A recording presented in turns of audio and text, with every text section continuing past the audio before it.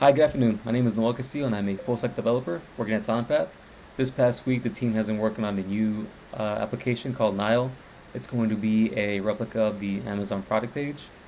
And we've been working on planning, divvying out the components, designing the database, working on front end, back end, all the works. And I want to take this time to talk about three things in particular that we've done as an improvement from our last assignment. The first one is going to be the database design process. The second one is going to be a simple, nothing groundbreaking, but something simple that we've done as far as a standard for our routes for our controllers. And the third thing is going to be another simple thing, something new that we've done with annotations that kind of make um, our generating our models a little easier. So going to the first thing, our database design process, we're using this site here to create our draft database.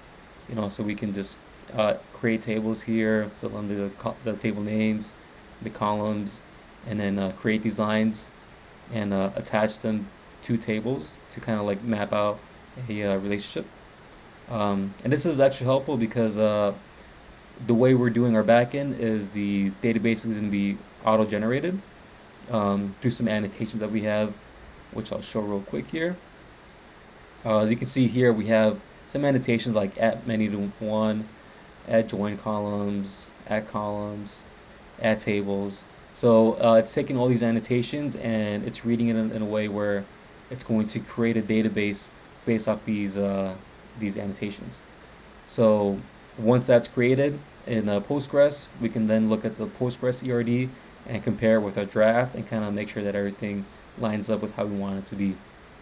The second thing I want to talk about is the controllers. So let me go over controller real quick. So we've kind of simplified our routes for our controllers. For example, this is our category controller, and we're doing /API/categories as the base, and then we don't make things more complicated than that. It's going to recognize the difference between a post and a get. So keeping the same path for a post and a get will still be able to, it won't be ambiguous. So it's not going to give us an error. And then we can add in like a little more detail if like we wanted to get something more specific.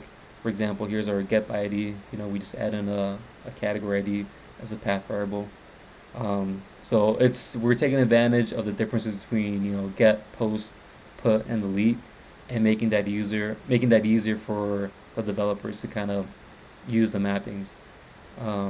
And now the third thing I would like to get into is it's the Lombok annotations. So going back to our models here, we have these annotations here, these four specifically. The getters, setters, all arts constructor, and no arts constructor. So what that's pretty much doing is it's telling it's pretty much generating our getters, setters, and constructors for us without us having to actually type out any of that code. So you can see here, all we have are the variables that we're using. We don't have any constructors or any getters or setters written out. We could also add in some more annotations for hash codes and equals. This one doesn't have it. But yeah, so that's kind of saving up a lot of code, and it was pretty neat because I had to make an edit to one of the classes here. I was just adding in a new variable, and that was it. I just put in a new variable, didn't have to like update any of the constructors, didn't have to create the getters or setters. So that was a big time saver. So anytime I want to go back into one of the models and add in something or delete something, it's done a lot more quickly. So that's a plus. So thanks for watching. That's all for this video.